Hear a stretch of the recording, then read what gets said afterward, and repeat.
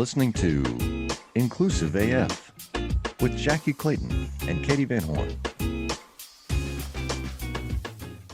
Hello, and welcome to the Inclusive AF podcast. I'm Jackye Clayton.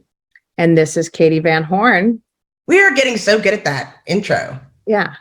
It's as if we've done this a time or two. I think it's, 80 plus. At some point, it's going to be good, and that'll be our last day. Well, no, as soon as we absolutely hit it, we'll be like, oh, I think we're done. I think we're done here. No, just kidding. I am so glad to get together today. And we have a special guest with us, an author I'm very excited for everyone to get to know. And with that, I will hand it over to you, Brenda. Welcome to the Inclusive AF podcast. Well, thank you so much for having me. And I get so tickled when people refer to me as an author. I'm beginning to get used to it. Yes. Oh, my goodness. Well, I'm Brenda Harrington. I am the founder and president of Adaptive Leadership Strategies. We are an executive coaching and leadership development facilitation firm. Basically, I avoid very intentionally using the term training because we don't try to teach and tell anyone how to do anything, but we try to create learning spaces for people to develop and grow into the best possible version of themselves. We do a lot of work with global leaders in a variety of different sectors and disciplines. And I'd say at this point, my intention is to work with people who demonstrate a commitment to making the world a better place.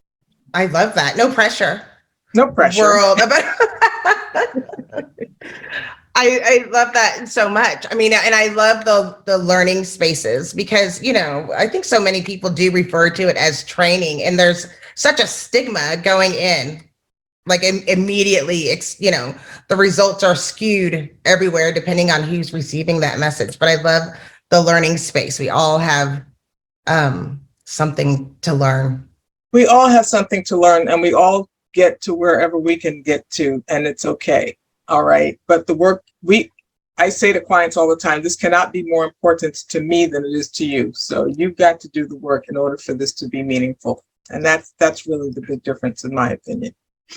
And, we've heard that from a couple of our guests, the same thing that, and it is so true. It's I can bring you along on the journey, but it's your journey and you have to take it wherever you're going to take it and pick up what you can from what we're working on and what we're talking about. But everyone has to take that accountability and take that responsibility for what they want to do with what you're bringing to them. So tell us a little bit about, what makes your coaching, your leadership, learning, what makes it different from some of the others maybe that we have experienced before? Well, I don't know what you've experienced, but I will say that, and this will sound a little bit kitschy and cliche to other coaches and people who have experienced coaching perhaps, but we really are committed to the whole meeting people where they are commitment, okay? And you just used one of my favorite words when you said, I think you used the term accountability, they're the expectations, right?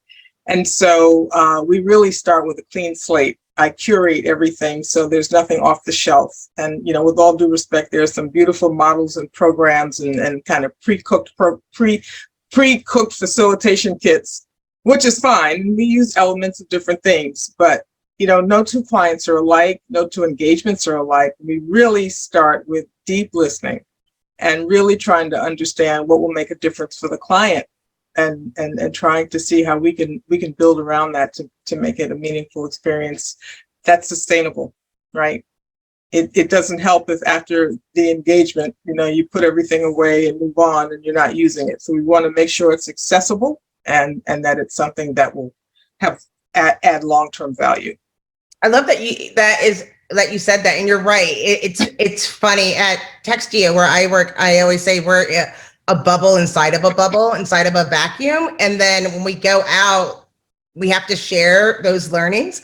And we just went to a conference. I took my team to a conference. And when I was like, I really want you to go to all of the different, DEIB, it was recruiting a conference. I was like, I want you to go to all the sessions and listen.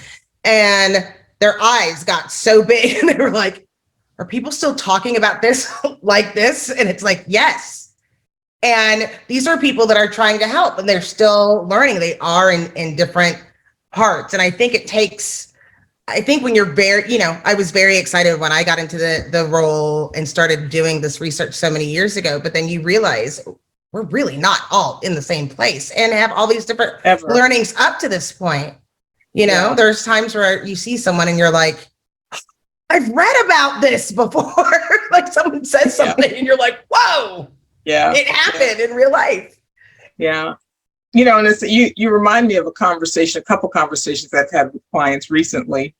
And they said, I try to tell my people and, I let them know and I'm hearing all this, transmit.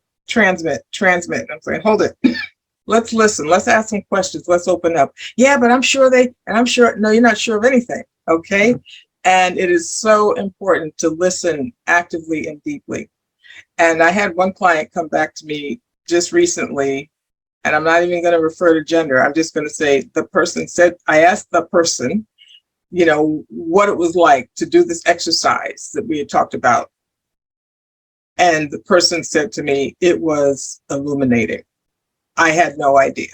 I could not have imagined that this person didn't know this and was thinking about this way, because you haven't asked, right? You're making assumptions that things are a certain way. And, that's how we end up not communicating effectively.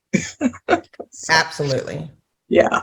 Yeah, I think it's interesting because I think that, just what you just shared there about the listening, we talk so much about listening and believing and, really taking in what someone is sharing with you and then also believing it, which is taking it that step further as well. And so I love some of the things from your book, and Jack and I were chatting a little bit earlier, just, hey, some of the things that were in the book that we found very interesting. And I think especially for Black women in the workplace, that no, you are not crazy. What has happened and is happening to you is real. And, that's such this was just an excerpt from your book. And it is like, yes, it's such a critical piece that it's not just, hey, these are my stories, or this is what I believe to be true. It is, no, this is real. And I think that's a piece that's just missing so many times in these conversations as well. And what we have to do is, we're judgmental beings as humans. And what we have to do is really be willing to suspend judgment. And that's hard. One of the easiest things, why are you crying? Because I'm upset. You have no reason to cry. Well, you don't know that. This might not be something that's upsetting to you or makes you emotional, but that doesn't mean that you get to judge how it's making me feel, right? And so, we sputter things like that often. And we have to really be willing to take a deep breath and step back and just let a person be and stand in whatever is happening for them at the moment and be willing to hold that space. And, it's just hard for people to do. I just find so many people, like, they'll give you, if you listen long enough, they will give you the answers to the test. They will give you all of it. But if you start cutting people off, you don't have the whole story and you can never get back there because you're dealing with their perception and then they're dealing with your perception and it's like, wait, can we just start over?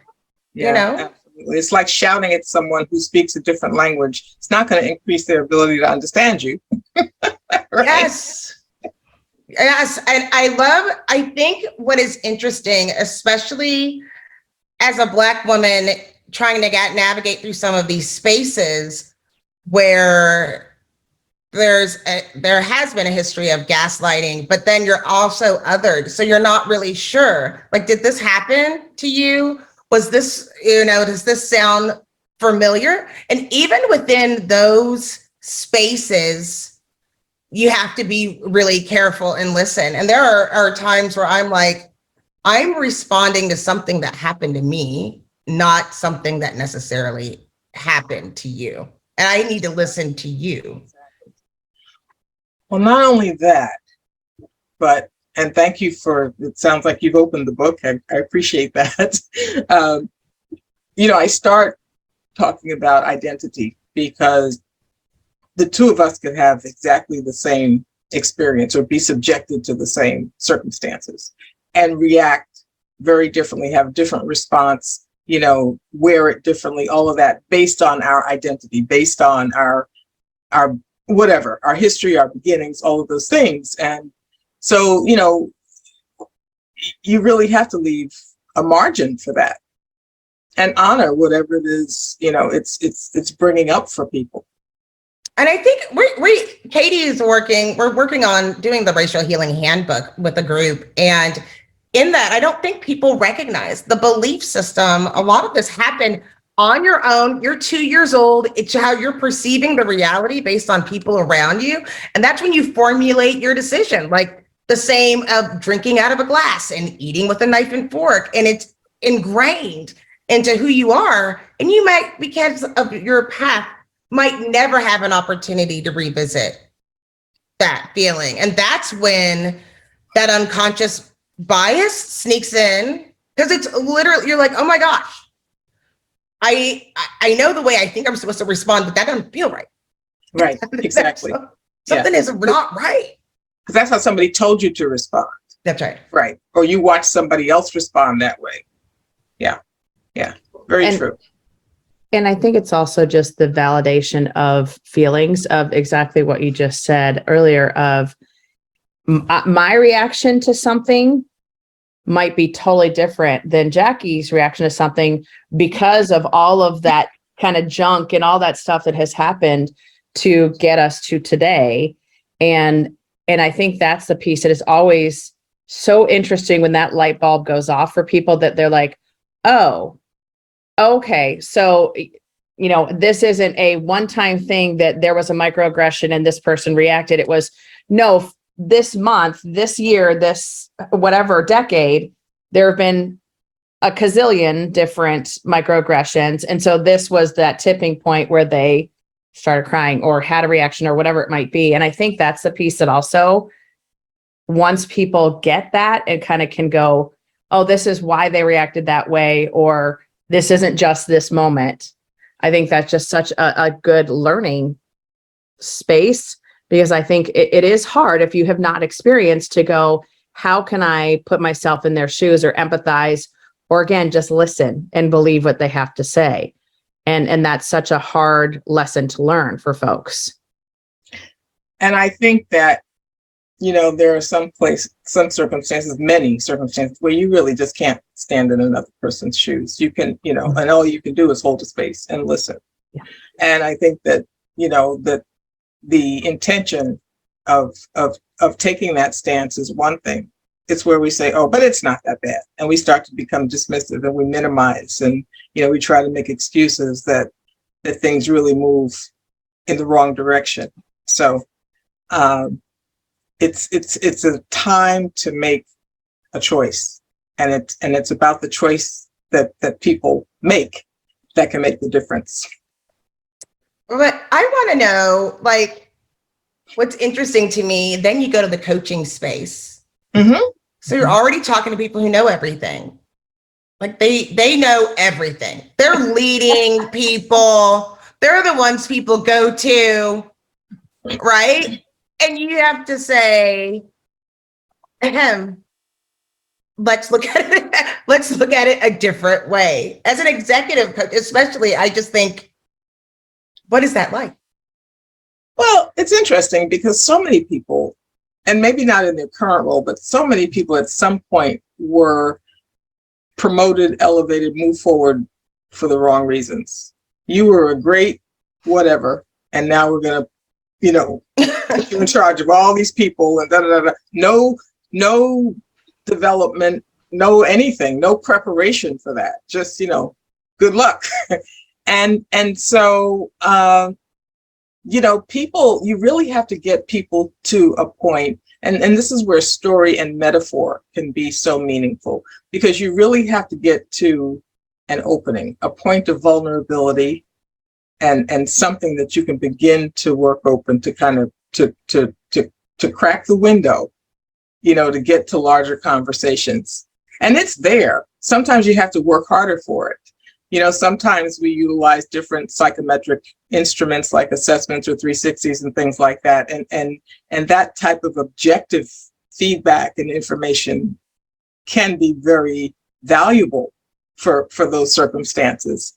But you just really have to, get to that, I call it that tender space with the person. And that will usually help you to flip the coin. I've got to flip a coin. Okay. Well, I'm like, maybe that's what it is. Maybe that's what it is. But I feel like I'm seeing at least more people getting really active with coaching. Do you see more people getting active with coaching now than in the times before? Or is it just, I just noticed it more? No, I think you're right. I think that there's greater acceptance. There was a time that people thought that it was punitive, that they were being called to the principal's office, and they didn't see it as a tool for growth and development. And so I think that there is broader acceptance, there's greater understanding of what coaching is and what it can do.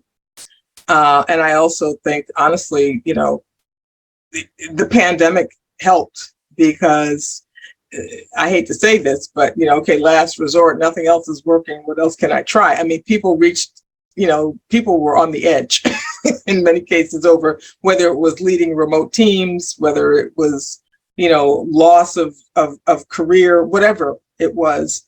They were really more open and receptive to alternative interventions, let's say. So you talk about something, and I would love for you to just dig in a little bit and share with the folks that are listening. Yeah. You talk about the veiled discriminators. Can you share a little bit more about what that means and what that is and how that impacts the workplace? There are so many things that people are not willing to talk about, and so they won't bring it up, but they will hold it against you.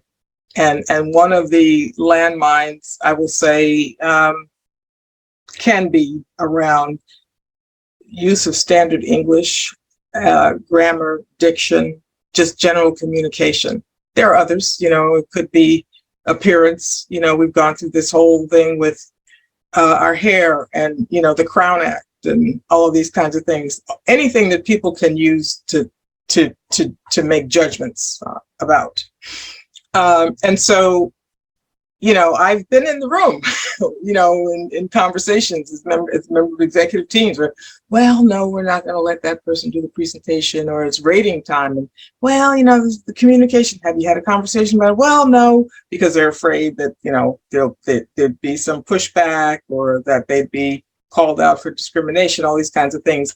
And so it's unspoken, it's never discussed. And, unfortunately, people go years and full careers, with these things, just not knowing, not understanding why, they're not able to move to the next level or break through particular barriers.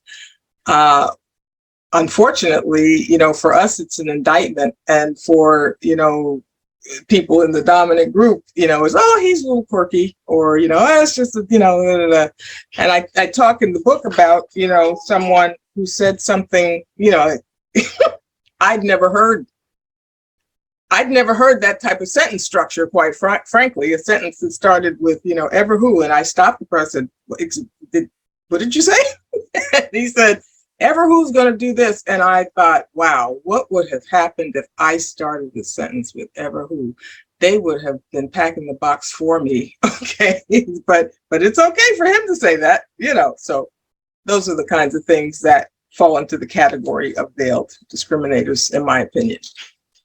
If you're looking to explore fresh perspectives, dive into compensation tech, or just enjoy a lively conversation and debates about the evolving world of total rewards, you're in the right place. Welcome to Totally Rewarding Chats, where we discuss the future of compensation, benefits, talent, and all things HR tech. I'm Sean Luchins, VP of Product Strategy at Salary.com, bringing years of product and development perspective. Joining me is the bow tie wearing, comp tech loving, experienced guru Paul Ryman, founder and managing partner of Novo Insights.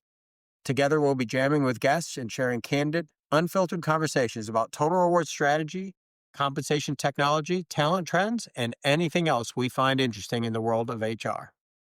It makes me think, one thing, it's like, I know we're not a monolith. However, there are some shared experiences. And I remember doing a session and a woman crying, talking about it, and everybody in the room that was in the dominant group, they were trying to make excuses for the situation. She was talking about somebody talking down to her, standing over her, and she felt threatened because they couldn't get out of the chair. And everyone was like, well, maybe they're in a bad mood, or maybe they were this, or maybe there was that.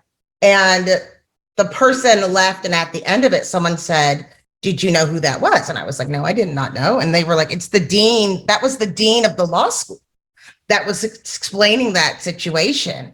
And like during the course of that, we stopped, because I'm like, no, you don't get to guess what that is. Like, stop guessing for other people. Let's talk about how it made her feel. What was her perception? She was the only one there. And so I think that happens a lot where, and I've had to explain this on behalf of other people and myself, where I'm like, you wouldn't know that because they wouldn't talk to you like that. You know, like, how many times have you said, and I love that you've narrowed in on this, where you've told somebody and they're like, oh, they wouldn't do that. No, they wouldn't do that to you. You know, but if you look like me, they might, you know. And I really honestly think this is a bigger issue. Like, I wish, because people honestly don't believe you. And you can be an executive running a team and explaining that this is what has gone on, and people constantly will say, I don't think that's what that person meant. Oh, you're on mute, Brenda. Yeah, no, you're overreacting. Oh, surely you misunderstood. No, I didn't misunderstand. I recognize it. I've experienced it enough to know exactly what it is. So that's right.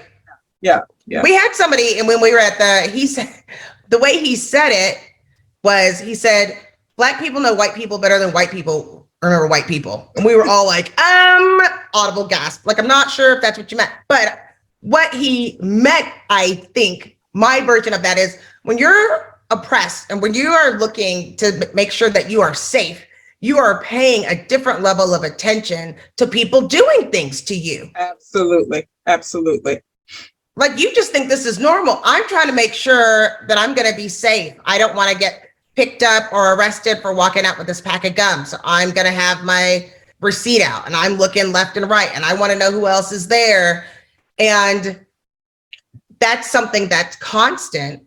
Whereas other people are like, oh no. And I think that's what people don't realize. We've been studying for a long time.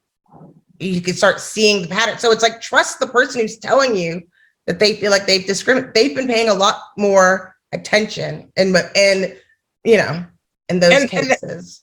And when I think about some of the feedback I've gotten, you know, I've been surprised, honestly. Some of the people told me that they've read the books. Oh, I've learned so much, and I had no idea, and you know, it made me rethink some things, and you know, all of that. And so it's interesting to me. But why would you think about it if it doesn't impact your reality? Why would you think about it, right?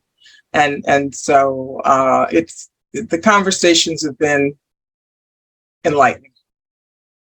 I just feel like it's necessary because there's so many people that are quick to refer to themselves as allies. If you don't understand the disparities of other people, that's impossible. That's number one. Number two, you can't give yourself that title. Right. Yeah. And I think that's, you know, one of the things, you know, and I'm remembering the speaker as well. And it was such a moment in time that he was sharing that, because it was yes, of course, those in the out group are studying those in the dominant in group, but then it comes back to that assimilation. Like, why does it have to be assimilation versus an add to whatever is going on? So I think, that was the other piece to me that was like, so so outstanding or so remarkable about his comments were also the fact, like, it has always been kind of that assimilate or die rule versus why can't we add to and get better because of the differences that we have and because of who's coming to the table. And that part was also like, it's just, we have gotten to this space where hopefully people are more aware. And to your point, reading books like yours to say, I didn't know, but it's also okay, hurry up and get there because we've been talking about this for way too long. Way too long. You're using the term add to, which is interesting to me because I think the challenge is that there seems to be, and we're hearing all this stuff now about replacement. Okay. And so there seems to be this notion that, anything that benefits me is taking away from someone else. Right. Which is sad. I don't know how else to describe it, but it's sad. But there are a lot of people who think that way because they believe, their very basic, their very fundamental belief is that there should be a double standard. Which is, as we're studying and we were just, it's Filipino American Heritage or History Month.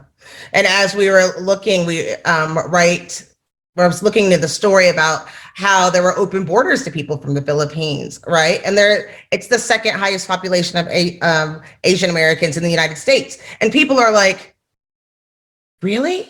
Like, how did we get this far? We have to study history. Like, the people have gotten this far without understanding that this perpetuating, it's not just the history we weren't taught. It's that these things were going on at the same time as and it happens over and over and over, which is why we have to learn what's happening. And part of that is acknowledging the way it is at the workforce. And the big piece that I think that your book can help people understand is like, really, if it's not about we're not ready for me to bring my whole self to work. I just want to be able to work. Like, let's start with that. Let's start with me not having to worry about whatever outfit I have on or my hair, to your point, or my accent or my word choice. Like, let me just be able to go to work and not feel othered. Let's start with that. Not feel othered. Exactly. I can bring my whole self. Right. And I feel like I will let you know, it's not going to be because you say, well, we welcome everybody to bring their whole selves. Yeah. So this must be all of you. And I always say, you do not want me to bring my whole self to work. You are not ready to receive that. You are not. You are not. Oh boy. And it's because, like it just reminds me of when I was young and my mom would get upset if I would say something. She would say, I'm about to hurt your feelings. And that's what I tell people on my team. I'm like, oh, you don't want me to bring my whole self because I will hurt your feelings on some of these situations. And it's not on purpose, but we have to be able to have these discussions work. And that's the problem. They think because you go and you're happy and you're doing your job, and maybe you're doing a job, that everything must be okay without understanding that struggle. Well, I would challenge happy. You go and you're smiling. Right. Not happy. Right. You're collegial and you're right. Exactly. Yeah. You're not, breaking chairs. You're not, maybe. Maybe. But but I don't know, if you peel back, if you really get to happiness in that. Yeah. No, content. We'll say, right. Like you said, not throwing chairs. You're going along to get along. So what of you mentioned stories. Yes. And, so I would love for you to share, for those listeners who haven't read your book, share one of the stories or one of the examples that you give in the book about some of these kind of tools that you're giving and some of the things that you're trying to help people learn through your book. It's hard to isolate any one story, but the central theme is that you've got to be more active and less passive, and not, I'm sorry, just give the benefit of the doubt and write it off, as, oh, well, I might have misunderstood. Sometimes perhaps that's the case, but I think you always have to stop and take time to, really assess what's happening, because we don't have the luxury of enough time to make up for the things that we're trying to accomplish. And so in the book, I really tried to help people take a more strategic approach to their circumstances, to their careers, to conversations, to holding people accountable. Oh, you're doing a great job. I can see you taking on more responsibility one day. Well, that sounds great, but what does that mean exactly? What do I have to do? Where can I improve? And things like that.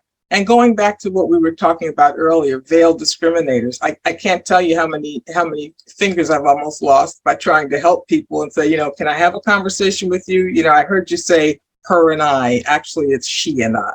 And sometimes that's well received, and other times it's not. It doesn't go so well. And I just say, when people try to help you, accept it. At least think about it. And sometimes it doesn't come out right. We all, providing feedback is awkward. It's uncomfortable, and everybody doesn't do it well. But that doesn't mean the good intention is not there. And so I just really want people to not just accept what they're experiencing at face value, and be willing to question.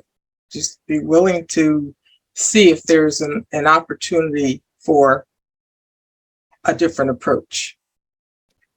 I love that. And I love where just the feedback piece as well. And Jackie's smiling, and I think I know why.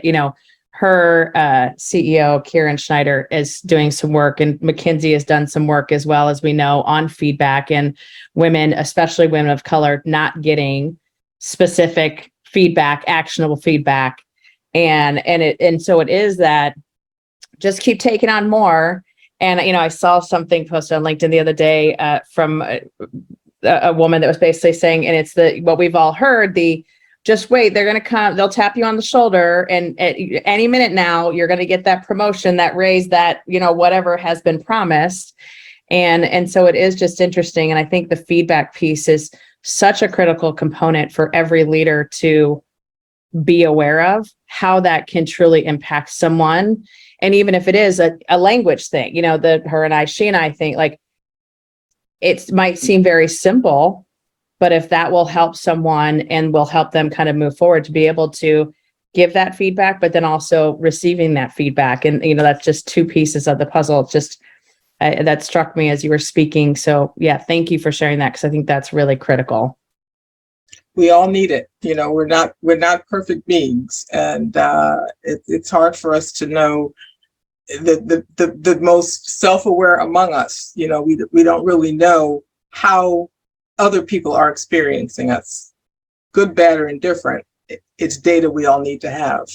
So, and we haven't learned, people are hesitant to give feedback, and then we haven't learned to receive feedback. I mean, the best piece of feedback, and I was really angry at the time when someone gave me this feedback. I was so mad. That means it was probably really good. It was life-changing, and I use it daily. They told me, the only right response to feedback is thank you. I don't even know what I was talking back. I don't even know what I was saying. But I took that and have implemented it all the time. I explain to people, say thank you, write it down, go talk with your best friend, go talk to somebody. But look at the lesson there, because you have to think nobody wants to, there are some evil people on the planet, right? But very rarely. I love giving feedback. I love it. It's rare that someone would said, I'm going to go give somebody feedback all day. They've thought about it. They want to give the feedback. It's something that they've thought about. And so even if it's not really cool, there's got to be some truth to it, even if it's perception. And so, you have to take a step back and see how you can grow in that moment, you know? Yeah. But don't argue with someone's perception. Well, right. And many people don't see it as arguing, but they say, well, what I meant was what I was trying to do, but let me help explain to you. Forget it. Just say, as you said, thank you, accept it, and then go do something with it on your own. Maybe come back and ask more questions once you've had a chance to process, but let it be. Let it be. Yes, to all of these things that you all are saying, because I think that's one of the things when I have taught people how to give feedback, I also talk about how to receive feedback, because I think that's also such a skill set, because all of us, you do want to defend and go, oh, you don't understand what I was trying to say. And I've been so guilty of that throughout my career. And it is that, just stop, go process it with your best friend, with whomever, and then come back. And like you said, ask questions, learn more. Because it's also the whole, if you're a leader and if someone came and gave you feedback, they will never do it again. If they are if you try to defend yourself or tell them why they're wrong, it doesn't land. So. Right. Now, you touched on something else, Katie, go talk to a friend or something. So in the book, I talk a lot about not just mentors and sponsors, but really developing an advisory board, your own little advisory board. And I think that is so important. You need to hear from all the voices in the room, whether they're people who think like you, have opposing views. I like those, because that's what we need. Really, we don't need to be surrounded by people that only tell us what we want to hear. And so I think it really is important to stand up a formal or informal group of people that you can rely on to socialize things with and talk through things with and get different points of view. It's the truth tellers you need. Truth tellers.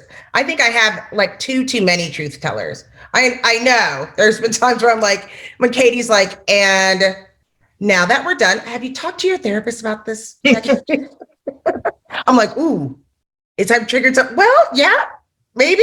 Just okay. I'm gonna do that. Like, are you feeling okay? Because there are so many times where it can be your friend, as long as they are on that truth. They're gonna tell you the truth, and you need those people that have your best interest in mind that can do that. And I especially think, as I've noticed for me, as people are going through their own journey of inclusion and belonging and what that means, while they're going on their journey, I have to double down on my group of people that I trust and feel comfortable with, so I can get through. And I feel like, because they're in a different place, and so it's important to have those people. And I'm glad that you said that. Okay, so we need a coach. We need the personal board of directors. What else do we need, Brenda?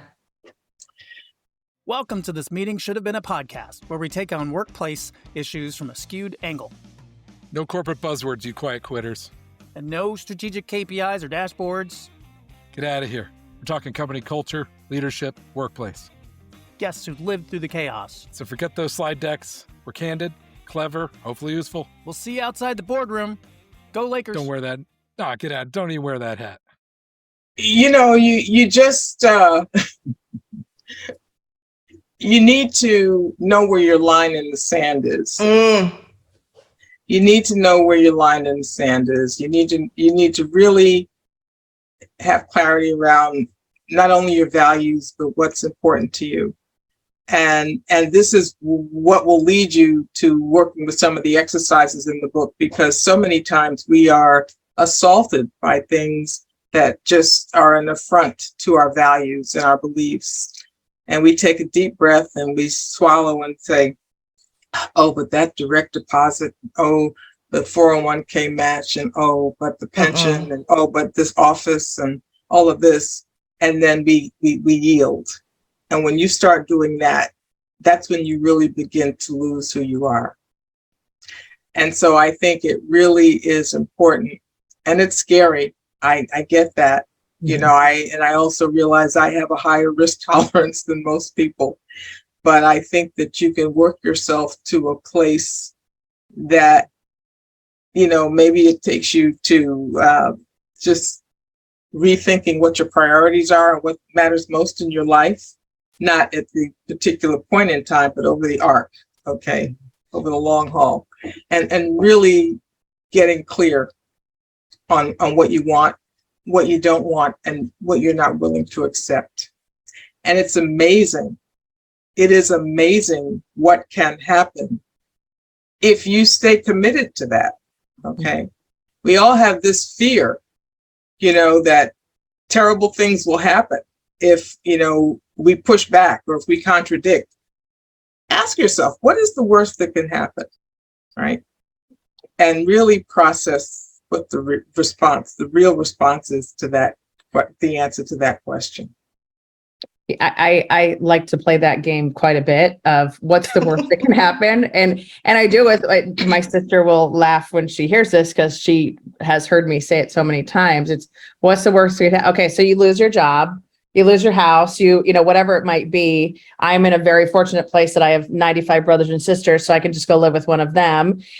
So like I do have that support system in place. But it is like playing that out in your head of what's the worst that can happen does get you to a place of, okay, what is my line in the sand? What are those things that I will not accept? But I will also say, and I'm going to out Jackye slightly here. I think Jackye has been in that situation and we've had that conversation and it's gotten to a much better place because of the line in the sand of, I will not tolerate this. I'm not doing this anymore. I need better. And here are my expectations. And now she's I think all of us are in a much better place when we do draw that line, because it is also it's where energy goes, where your mind goes, that's where your energy goes, all of those things. So. And when you don't do that, you're giving people permission to say and do and treat you any old kind of way, right? However they want to. And it has nothing to do, you're not controlling that, you're not regulating that, the dynamics of that relationship, that interaction at that point. And you really are relinquishing power to others. That's when life starts happening to you instead of for you. Like it just happens all around, all these things. And you're like, I don't understand. Well, you did that, right? You did that. And I think it gets easier as when you look at those situations, when you start learning in your career, oh yeah, I'm not doing that again. I'm not putting myself in that piece again. And I do feel, again, you can learn those lessons. And sometimes you're like, I have a 22-year-old where I have to say, maybe the gift you're receiving right now is to never have to do that ever again. Like maybe you just needed to go through this to learn where not to go.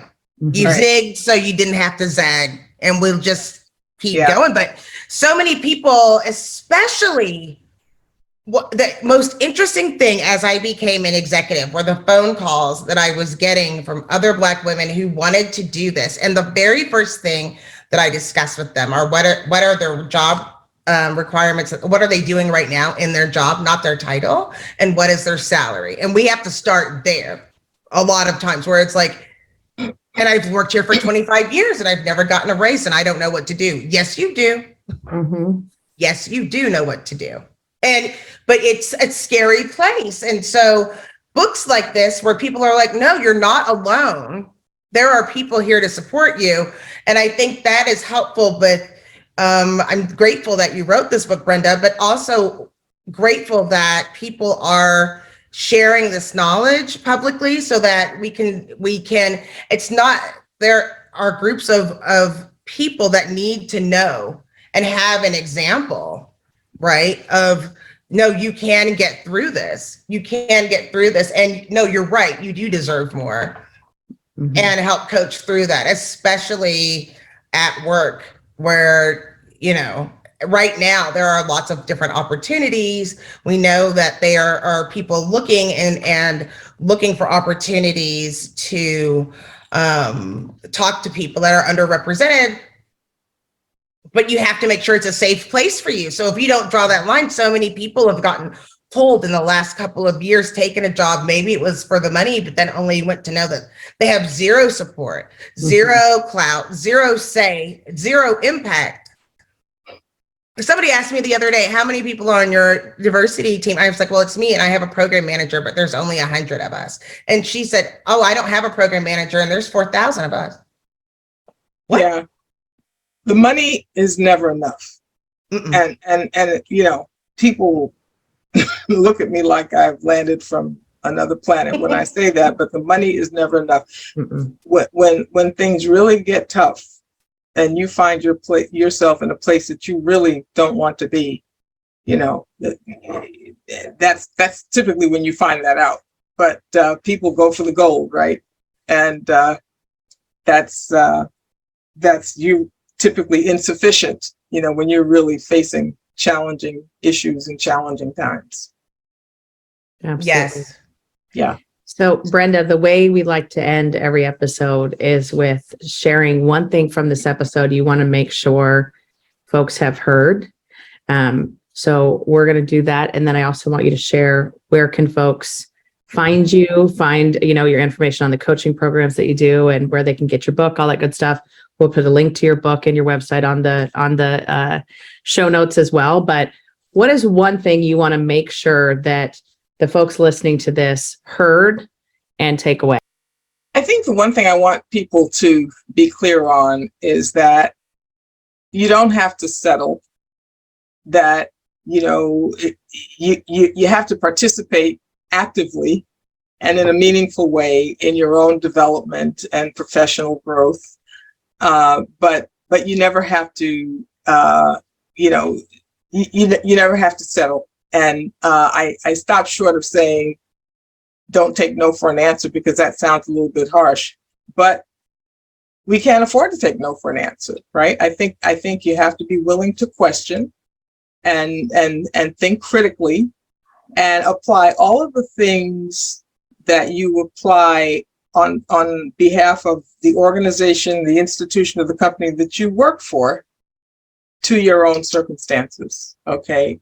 I spoke at a conference a few weeks ago, and I asked how many people had participated. It's a group of about, in this particular session, probably about 100 people. And I asked how many people had participated in strategic planning activities for their jobs. And, you know, everybody raised their hand. I said, how many of you have participated in strategic planning activities for yourselves? And it was one or two hands that went up, right? So be intentional, get clarity around what you want, and create a plan and work the plan. Awesome. Love it. Jackye? I am still at that, draw that line in the sand. Really do that before you start moving forward, because you have to know where you're going, what you're willing to take, so that you know what questions to ask to make sure. How do you know when it's it, you know? So I think that is what I want people to take away. And mine is around the advisory board, because I think that is something that, especially women, we do a not great job of getting the folks around us that can help us strategically, and from just hey, I've had a similar experience, you know, just all the different things that if you have folks around you, mentors, allies, all of the things in your advisory team, how much stronger you can be. But it ties back to something that, you know, you share in your book around, you're not the only one that had this experience. And I think for so many people of color, it is such an isolating experience that to go, oh, someone else has experienced this, and I can go out and find that person or people to talk to about it. Like, I think that's such a huge piece to the puzzle, because it is scary when you're the only one in the room, in the company, in the whatever, to push back and to draw those lines and all of these things. When you go, has anyone else done this? Has anyone else experienced this? Whatever it might be. And so that advisory team, those folks that are going to help you and share those experiences, and also folks that haven't had that experience that can give you a different viewpoint, I think are just so critical to everyone's success in life and, you know, and professionally. So yeah, that would be mine. It's just kind of the advisory. Yeah. And, it's lonely, when you're experiencing these things, and the first place we go to is guilt. What did I do? What could I have done differently? What's wrong with me? All of these things. And the answer is typically nothing, right? And so much of what we accept, what we begin to wear is a reflection of somebody else's stuff, is theirs, that they are generously overlaying on you, right? It's a template that they reflect generously. Yeah. So absolutely. All right, Brenda, where can folks find you? Where can they look you up? The book the book Access Denied, Addressing Workplace Disparities and Discrimination, has its own website. It is access-denied.net. And I can also be found on Instagram as author B. Harrington. For coaching and executive leadership facilitation, adaptiveleadershipstrategies.com is the website. Awesome. Thank you so much for taking the time. This has been a great conversation. We say this every time, I think, Jackye, like just oh my God, this is the best one yet. Oh my God, this is the best. I know. But it's so true, because I think every conversation that we're having is so enlightening. And so thank you for taking the time, truly. My pleasure. Nice meeting both of you. Yes, you as well. Well, this is the Inclusive AF podcast. My name is Katee Van Horn. And I'm Jackye Clayton. Bye. Bye.